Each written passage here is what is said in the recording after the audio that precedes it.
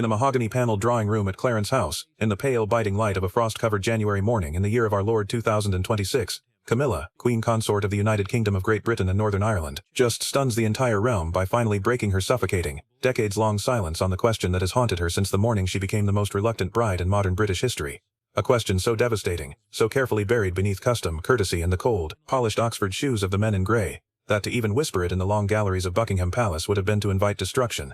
For 37 years, the world has spoken for her, has mocked her, has carved her into a caricature, has called her the most hated woman in England, has called her the other woman, has called her the homewrecker, the pariah, the patient, smiling nemesis of a dead princess whose ghost still glides through the corridors of Kensington Palace in scent and in shadow. Today, in the cavernous, hauntingly quiet library of her London residence, with crimson velvet curtains drawn against the cold and a single fire of oak logs crackling low in the marble hearth, Camilla is speaking for herself, with a growly, weighted, trembling voice that cracks once, twice and a third time before she steadies it. She addresses the camera directly, devastating in her composure, annihilating in her calm, and she breaks a vow she swore on the deathbed of her late father-in-law King Charles III, a sacred oath, sealed in hushed whispers inside the hushed walls of Sandringham in the long cold of Christmas 2024, that she would never speak of this, that she would never name what was done to her grandchildren, that she would never reveal what was hidden in a cream-colored envelope tucked behind a Van Dyck painting in the upstairs gallery of her private quarters at Ray Mill, the home she had once shared with the man who would one day be king. What exactly did Camilla know, in those cruelly silent months leading to that long January morning, about the 8 royal titles quietly waiting in the machinery of succession for a slender, dark-haired 11-year-old boy named George Alexander Lewis of Wales? Why did she explicitly forbid, in agonized, furious, whispered conversations behind closed doors, any future elevation of her own 5 grandchildren, Tom Parker Bowles' 2 boys, Freddie and Lola, Laura Lopez' 2 sons, Gus and Louis, and the youngest child of her late brother Mark Shan's line, the boy the tabloids never bothered to learn, into the gilded, suffocating machinery of the crown? And what dark, hidden tragedy, what catastrophic betrayal behind the fortress walls of the institution she had served with such ruthless, calculating patience, finally compelled Camilla, on this frost-covered morning, to break her oath, speak the name, and read aloud the letter that had been sealed for a generation? Outside the windows of Clarence House, the mall stretches out beneath a grey pewter sky that has not lifted since dawn, and the first flakes of an unexpected swirling snow have begun to fall in slow, frozen spirals across the wrought iron gates, dusting the polished brass of the Queen Victoria Memorial in a thin frost-covered veil.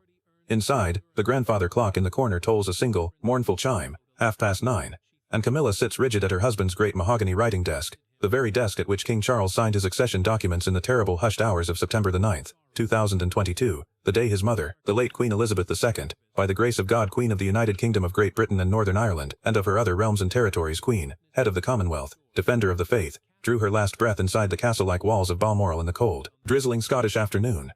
Camilla's hands, fine-boned and still beautiful at 78, hover trembling above the cream-colored envelope she has carried against her ribs for 16 months, an envelope whose crimson wax seal, stamped with the conjoined cipher of the Prince of Wales feathers she once bore and, beneath it, the personal crest of her own long-suffering father, Major Bruce Shand of the 12th Lancers, has grown brittle and cracked in transit through so many secret hands. Behind her, leaning against a Persian rug softened by a century of royal footfall, stands Hugo Vickers, the court historian and longtime archivist of the Spencer Churchill papers, his face chalk-white, his linen handkerchief balled in a fist so tight the knuckles have gone the color of old bone. He has seen the envelope before, he has read what is inside, and he is terrified. "Your Majesty," he whispers, his voice stripped of aristocratic composure, almost a hiss. "Once you open that, the men in grey will know within the hour. They have always known. They have been listening in this room since 1973. Camilla does not turn. She simply lifts the envelope, runs one thumb across the brittle wax, and answers in a voice that is barely a whisper but carries, in the cavernous, hauntingly quiet library, like the toll of a funeral bell. "Let them listen, Hugo. Let them hear what they have done to my boys. 20 million people are watching live, scattered across the United Kingdom and the Commonwealth realms, from the corner pubs of Edinburgh where pint glasses have frozen mid-air above polished brass rails, to the sitting rooms of Sydney and Toronto where families have gathered before glowing screens, to the all-night cafes of Berlin and New York where journalists have abandoned their endless coverage of the U.S. presidential transition to stare, open-mouthed, at the impossible, devastating tableau unfolding in real time across the Atlantic. The encrypted satellite uplinks from Buckingham Palace, already scrambled into panicked, hissing static by a black bag operations team inside the palace communications apparatus, are trying, and failing, to cut her signal. Anonymous sources inside the institution are texting journalists. The phones of the senior courtiers are ringing in unison. They were cornered. The trap had been set, and Camilla, the woman the world had been taught to hate for a quarter of a century, had just sprung it. The crack of wax breaking is the first sound in the room since the clock chimed, and it is in the suffocating hush of that cavernous mahogany-paneled library, as loud as a gunshot. Camilla slides her thumb beneath the brittle crimson seal, lifts the aged parchment from its fabric-lined interior, and unfolds it with the reverent, deliberate slowness of someone handling a relic from a saint's tomb.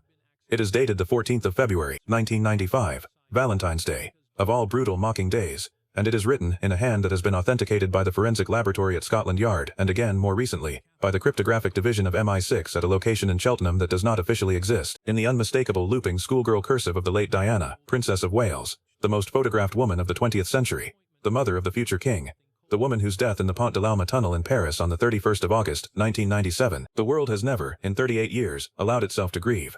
Hugo Vickers takes a single involuntary step backward, his linen handkerchief pressed now to his mouth as though he is trying to hold back a sob, and Camilla reads aloud, her voice trembling but unwavering, the opening line that has haunted her for 31 years. My dearest Camilla, though I have no right to call you that, and no right to write to you at all, I am writing because one day, God willing, my boys will need you, and you will need to know why. The room is silent. The grandfather clock ticks, the fire pops. Outside, the snow has thickened against the mullioned windows, and 20 million screens across the kingdom flicker simultaneously with the image of a 78-year-old woman hunched over a dead princess's handwriting, weeping without sound, her aristocratic composure annihilated for the first time in her public life. Across the river, in the stone-flagged corridors of Buckingham Palace, a wall-mounted telephone, an antique rotary, the black Bakelite model kept beside the master of the household's desk since the reign of George VI, rings once, twice, 3 times in a private office on the 2nd floor, and a man in a charcoal suit, with polished Oxford shoes and a clipboard in hand, and cold, calculating, grey eyes that have not changed since the Thatcher years, lifts the receiver. He does not speak. He listens. He sets the telephone gently back into its cradle. He dials a number from memory on a separate, encrypted line. The men in grey have begun to move. What Camilla does not yet understand, as the February parchment trembles in her hands, is that this single letter is only the first layer of what the late princess had secreted away for precisely this hour, this frost-covered January morning, 16 years into the reign of her former husband as sovereign, 28 years into the long, glittering, agonized life of her eldest son as Prince of Wales, 84 years into the bloodline that will, on the morning his father dies, place a slender, dark-haired boy of 11 named George at the very apex of the institution. 22 more pages, 3 sealed envelopes, a single faded, scuffed cassette tape in a clear plastic sleeve, a hand-drawn diagram in faded ink of the swallow crest she had chosen for William and Harry in the summer of 1987, when the 2 boys were 5 and 3, racing across the lawn of Highgrove in their sailor suits while their mother watched from beneath the white gardenias. She didn't just predict the morning. She named the exact person who would be standing behind the mahogany desk in Clarence House when the seal was broken. She named the exact color of the curtains. She named the exact pattern of the Persian rug. And, in a passage Hugo Vickers has read perhaps 1,000 times and still cannot speak aloud without his voice breaking, she named, with the mathematical precision of a woman who had been trained by Eton tutors and MI5 chaperones, and who had, in the long bitter winters of her Kensington exile, learned to count the knives in every room, the exact shadow on the wall that day when Freddie Parker Bowles, the eldest of Camilla's grandchildren by Tom and Sarah Parker Bowles, would wake up to discover that his world had been quietly amputated from the crown. The room tilts. Camilla sets the parchment down on the mahogany desk and presses the heel of her hand against her sternum, as though trying to physically push down the sob that has been building in her throat since the seal cracked. Hugo Vickers crosses to her in 2 swift, anxious strides, but she waves him off with a tremor of her left hand, and gathers herself with the iron composure of a woman who has walked into Westminster Abbey in a wedding gown, with the entire world watching and the late Queen refusing to attend, and who held her head high. She reads on. By the time you read this, if Freddie has been born, and if Tom has done the decent thing, which I pray he has, because the boy deserves a name, and a name is all a Parker Bowles can ever really be given, George will be the heir.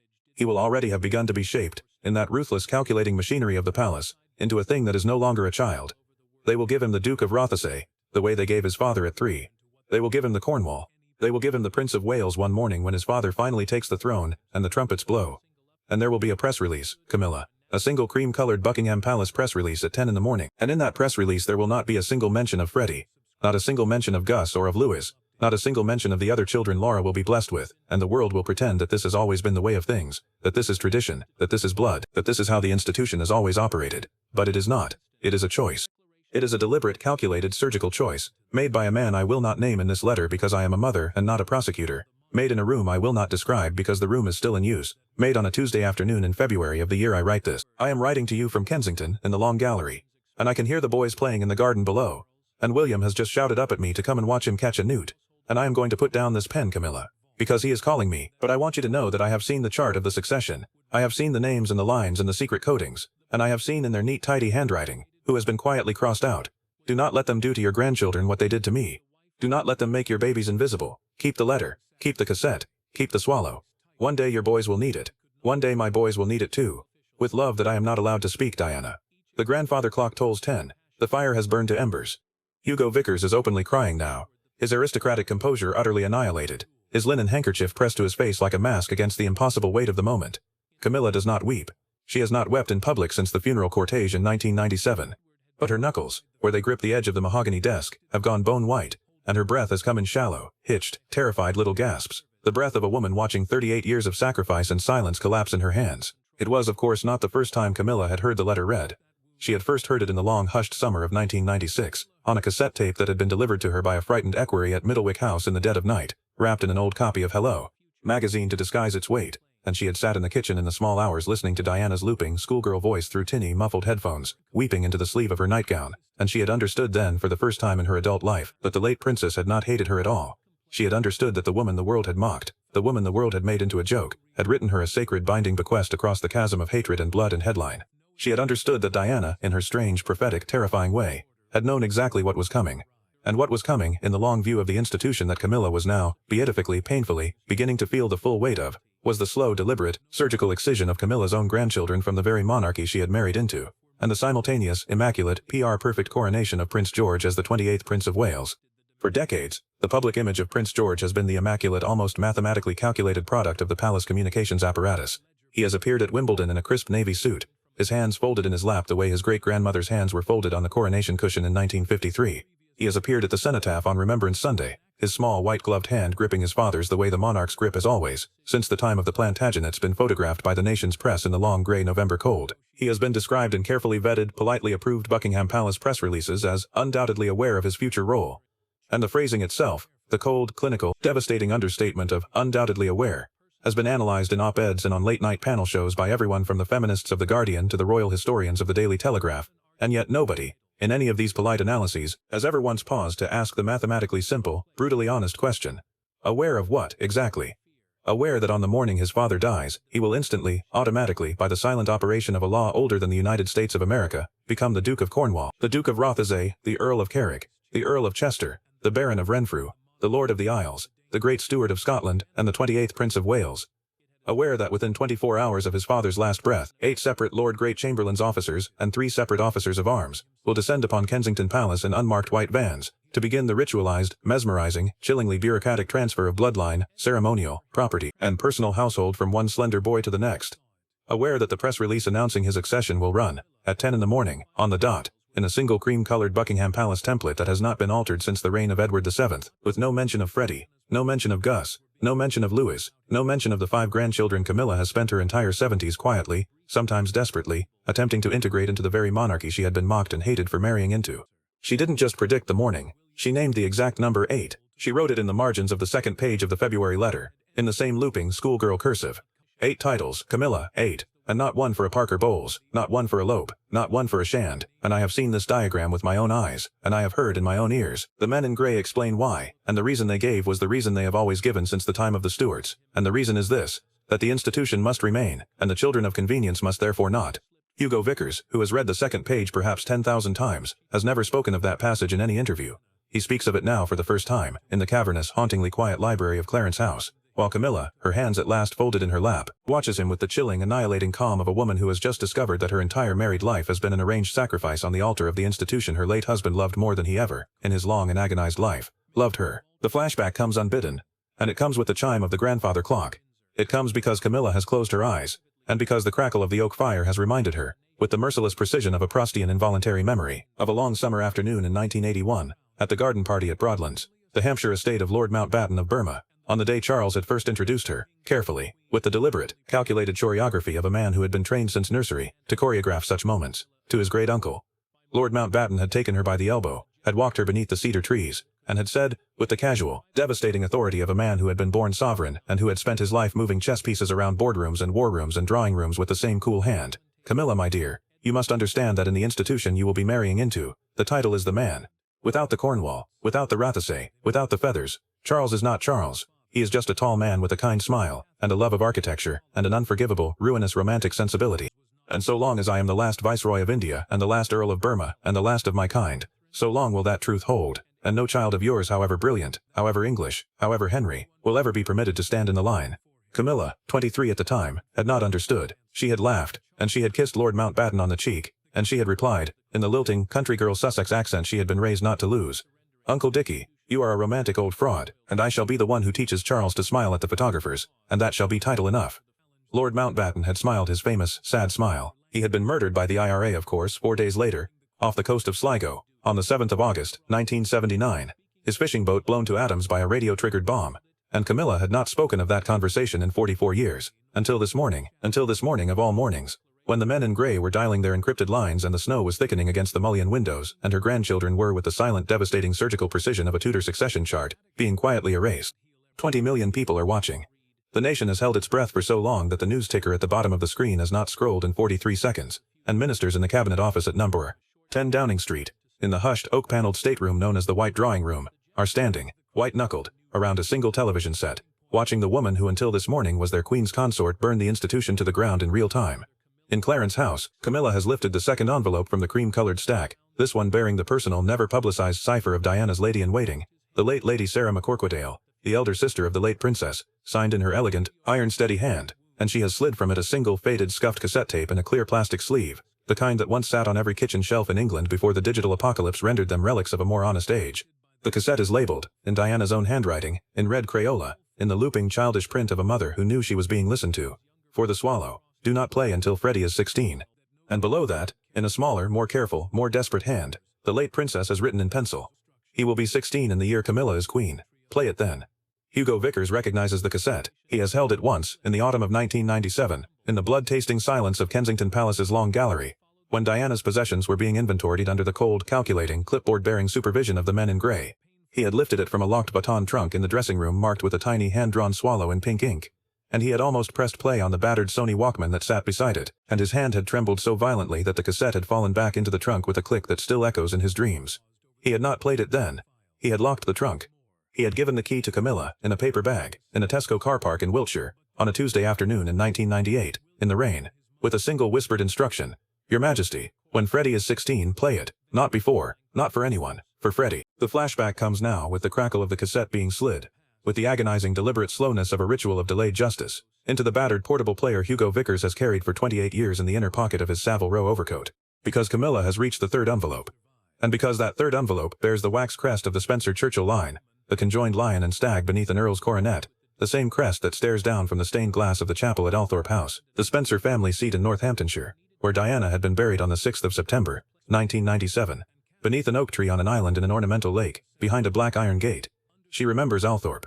She remembers standing in the late, biting cold September rain, 6 months pregnant with her first grandchild by Tom and Sarah, listening to the vicar's rendition of the late princess's funeral procession, and hearing, beneath the commentator's voice, the unmistakable, devastating, calculated thunk of a single shovel of Northamptonshire clay landing on the polished lid of an oak coffin. Camilla had closed her eyes. She had pressed her gloved hand against the swell of her belly. And she had made, in the cold, suffocating silence of her grief-stricken, mocked-hated body, the vow she would keep for 28 years, that Freddie would learn the truth, that Gus and Louis would learn the truth, that the 5 children of her 2 marriages and her late brother's long-suffering line would learn, on the day that mattered, the truth about what the institution had done to their grandmother. The cassette clicks. The hiss of the magnetic tape unwinding fills the cavernous, hauntingly quiet library, with the gut-wrenching analog sound of a voice dead for 28 years, and Camilla closes her eyes, and the late Diana, Princess of Wales, begins to speak. The voice on the cassette is unmistakable, even at the slow, tinny magnetic speed of a Sony Walkman cassette recorded in a Kensington bedroom in the late spring of 1997, even with the faint, muffled hiss of the river outside the tall windows of apartment 8, even with the devastating distance of 28 years compressed into a quarter-inch of magnetic tape. The late Princess of Wales speaks with the same breathy, aristocratic, schoolgirl Sussex cadence that had once caused the world's television sets to be turned up by every housewife and every news editor from Adelaide to Reykjavik in the long golden summer of 1981. Camilla, she says. And the name in her mouth sounds nothing like the mocking, hissed, venomous Camilla of the tabloid headlines of the 1990s. It sounds like a friend. It sounds like a sister. It sounds like a woman speaking across the chasm of a death she had already begun, in the prophetic, terrified certainties of her last spring, to foresee. If you are hearing this, then Freddie has been born, and Tom has done the right thing, and you are the queen, or close enough to the throne that the swallow has come home. I want you to know that I am sorry. I am sorry for everything I said about you on television. I am sorry for the interview. I am sorry for the word 3. I am sorry because I was young, and I was betrayed and I was broken by the institution in a way that broke me into pieces, and one of the pieces was cruelty, and that piece went out of me in the direction of you, and the worst of it is, Camilla, that you did not deserve one single piece of it. You were kind to my boys when I could not be. You sent them birthday cards. You sent them horses. You sent William, in the terrible summer of 1996, when he was 14 and weeping in the cloisters of Eton, a single plain envelope containing a pressed 4-leaf clover, and a single line in your hand. A small good luck for the Prince of Wales, and he has carried it in his wallet, Camilla, every single day since, and you have never known. You have never been told. The men in grey did not want you to know. They wanted you to be the villain of the piece, so that the institution could continue to look like the victim. But the institution is not the victim. The institution is the perpetrator. And the men in gray, Camilla, and here her voice drops to a breathless, terrifying, half-whispered hiss on the magnetic tape. A hiss that still, 28 years later, makes Hugo Vickers a linen handkerchief ball in his trembling fist. They are not gone.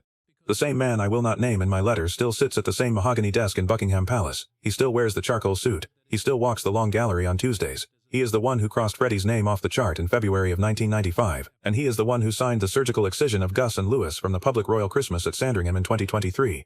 And he is the one who has, this very week, this very frost-covered January, recommended to my eldest son that your grandchildren never, under any circumstances, receive the Cornwall, and he has done so with the sincere, polite, devastating conviction that this is the only way to keep the institution alive. Do not let him keep the institution alive at the cost of your boys, Camilla. Fly the swallow. Bury the cassette at Sandringham. In the small hours of the night of the day Freddie turned 16. And when my George, your George, yes, your George too, Camilla, your George as much as mine and William's and Catherine's, your George in the way that all grandmothers are grandmothers, when your George, that slender dark-haired beautifully mannered little boy, when he takes his Cornwall and his Rothesay and his Prince of Wales, let him know, on the morning of his accession, that 2 worlds were amputated to make his accession possible, and that the amputation was a choice, and that the choice was made by a man in a charcoal suit who is, today, at 74, still taking his morning tea in the same Buckingham Palace office he has occupied since the year I died. Camilla has gone entirely still. She is no longer weeping. She is no longer breathing. Hugo Vickers, beside her, has pressed his face into the linen handkerchief and is weeping with the raw, grating, devastated sobs of a man who has carried this cassette in his overcoat pocket for 28 years and has never once in 3 decades been allowed to play it. Outside the mullioned windows, the snow has stopped. The morning, with the stuttering, devastating clarity of a radio signal coming back from static, has begun to brighten over the mall. And somewhere across the river, in the silence of Buckingham Palace, 3 telex machines have begun to rattle in unison. The phone rings. It is not the antique Bakelite rotary on the 2nd floor this time. It is a single, plain, modern black smartphone on Camilla's desk, and its buzzing, vibrating, insistent ring cuts through the cavernous, hauntingly quiet library like a blade. Camilla lifts it. The voice on the other end, stripped of all sovereign authority, stripped of all the iron aristocratic composure of a 30-year veteran of the palace communications apparatus, belongs to her stepson, the Prince of Wales. Stepmother, he whispers, and his voice cracks the way the broken sob of a 15-year-old boy cracks when the headmaster calls him to the office and tells him his mother is dead. You cannot do this. If you play the cassette on the broadcast, the monarchy will not survive the afternoon. The loyal toast at the Mansion House next month will be picked apart by every Republican from Inverness to Wellington. We are all ready. He breaks off. The encryption of his line hisses faintly in the background. Then, Mummy wrote that. I can hear her voice. But it has been 28 years. It can wait 28 more. Camilla answers, in a voice that is almost a whisper, almost a hiss, and that carries with it the weight of every insult and every mocking headline and every silent, suffocating dinner at Highgrove and every Christmas at Sandringham she has endured in the 37 years since she first fell in love with a tall man with a kind smile and an unforgivable, ruinous romantic sensibility. It has waited, William. It has waited 28 years, and it has waited for Freddie to be 16, and Freddie is 16, and I am queen, and Diana, your mother, has waited long enough. The men in grey have governed long enough. Your George will have his 8 titles on his accession at 10 in the morning, on the dot, in the cream-colored press release that has not been altered since the reign of Edward VII, and my Freddie will not have a single one, and my Gus will not have a single one, and my Louis will not have a single one, and the truth of that choice is going to be on the screens of 20 million of your subjects before you and Catherine have finished your breakfast. So you may, William, do your worst. You may lock the doors of Kensington Palace. You may board a plane. You may release a single Buckingham Palace statement that says no comment, but the cassette is going to play.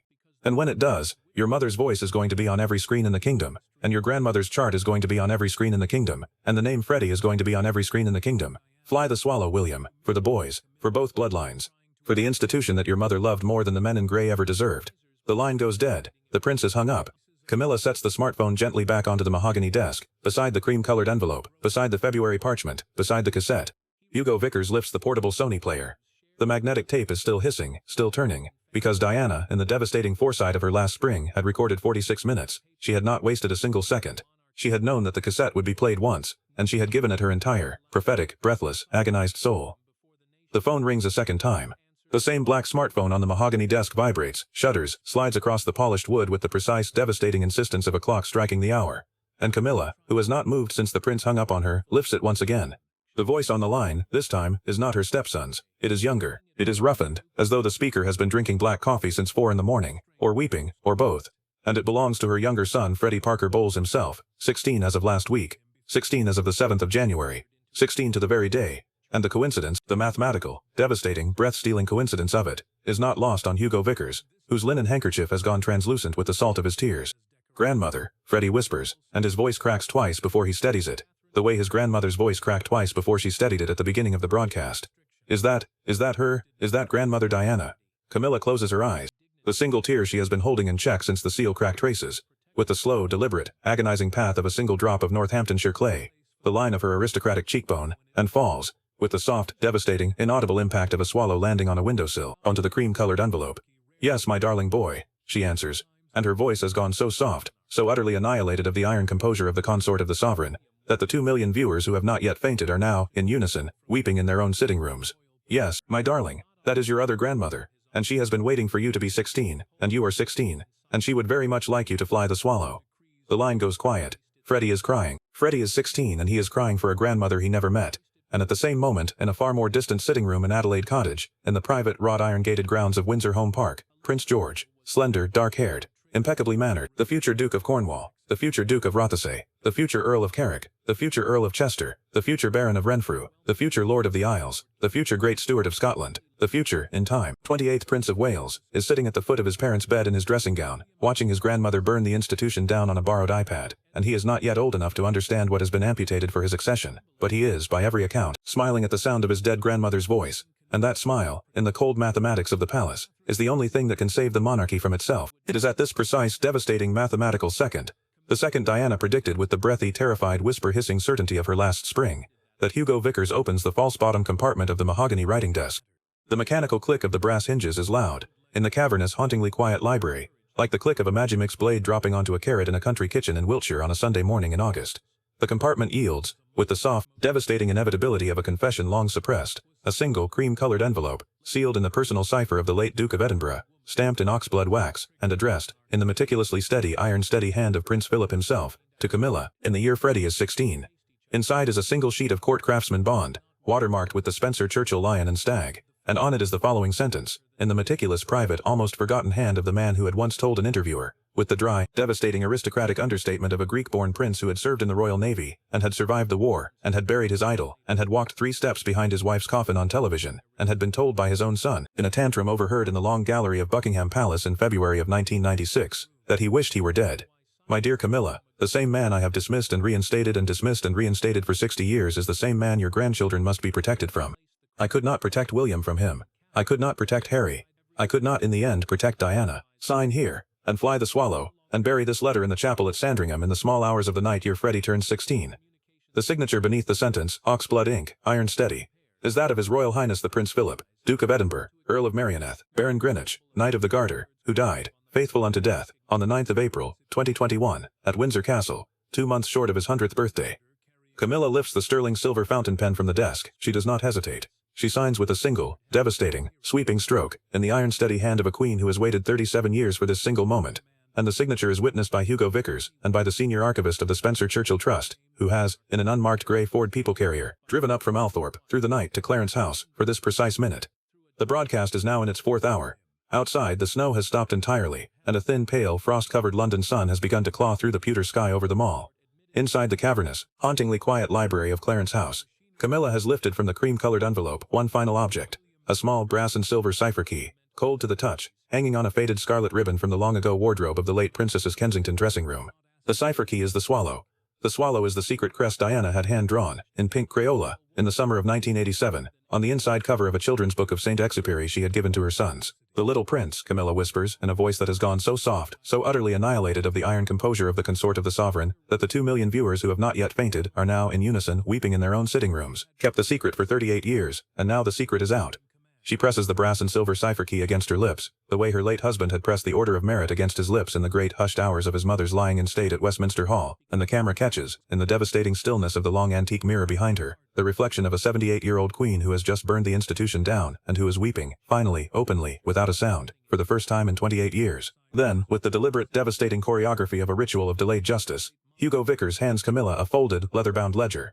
It is the private, never-publicized chart of the Spencer Churchill succession that Diana had fought, in the long bitter winter of 1995, to have amended, and it is laid out, in the meticulous, devastating handwriting of 3 generations of the Spencer and Churchill family archivists, on vellum pages the color of cream, each page bearing, in the corner, the swallow crest in pink Crayola.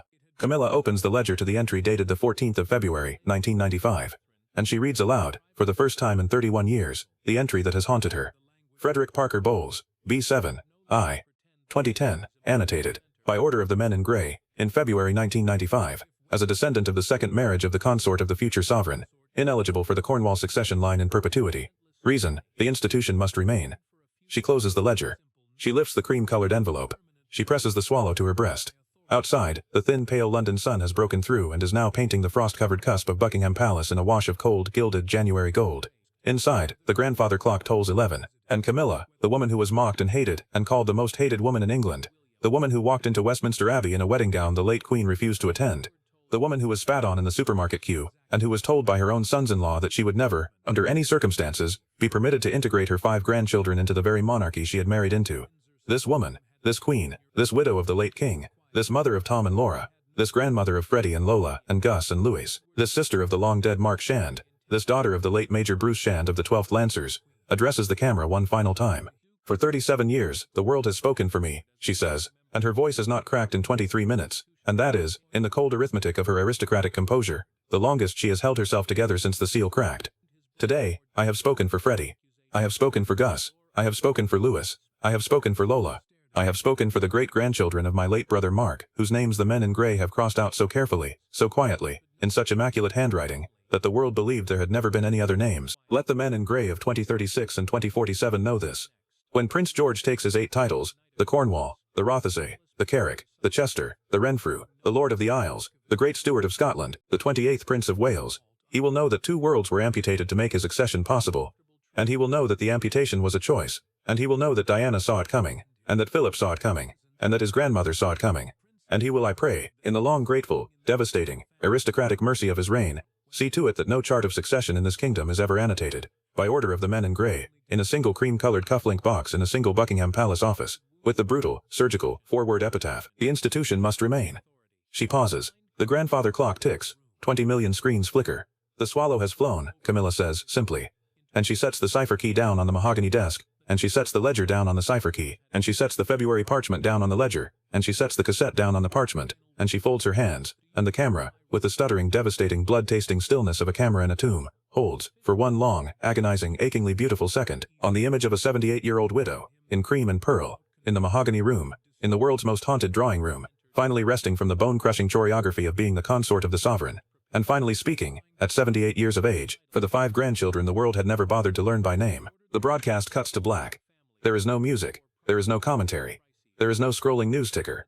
There is, for the first time in the modern history of British royal broadcasting, only the soft, devastating, bone-deep silence of a kingdom that has just watched, in real time, the last will and testament of the late Princess of Wales, and the unbreakable, oxblood-sealed warning of the late Duke of Edinburgh, and one cold February letter dated 1995, fly out of a cream-colored envelope on a mahogany desk in Clarence House, and burn, in a single second, in a single hush, in a single breath, the entire polished, arched, gilt-cocooned, 2,000-year-old apparatus of crown and institution to its foundations. The truth has saved her boys. The swallow had finally flown free. The secret was out.